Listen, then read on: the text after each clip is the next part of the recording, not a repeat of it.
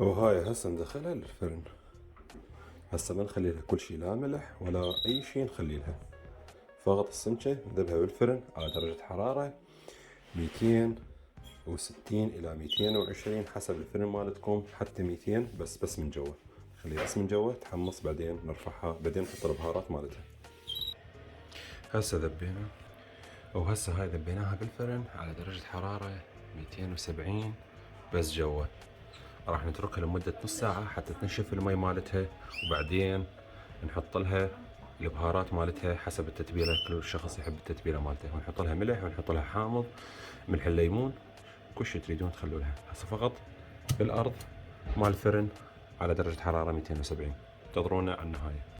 هاي تقريبا بعد نص ساعة طلعناها، بعد هي ما مستوية. هسه راح نحط عليها، نحط عليها ملح يعني خشن، الملح الخشن احسن حتى ما يموع بسرعه، يعني شويه يبقى عليها الملح اطيب، واذا ماك ملح عادي. وعندنا هنا، وعندنا هسه هاي الصلصه. هاي الصلصه انا خليت فقط ليمون، ليمون فريش، وخليت هي هذا دبس الفلفل، دبس الفلفل هذا خليته فقط، ما اخلي عليها اني بهارات هواي، لان هي سمكه تحتاج بهارات هواي، وحسب الرغبه كل من يريد يخلي بهارات اللي يحبها. هسه نرجعها بالفرن ونشغل عليها الفوق والجوا، فوق والجوا، ونخليها هم من ساعة لان هي خلاص استوت.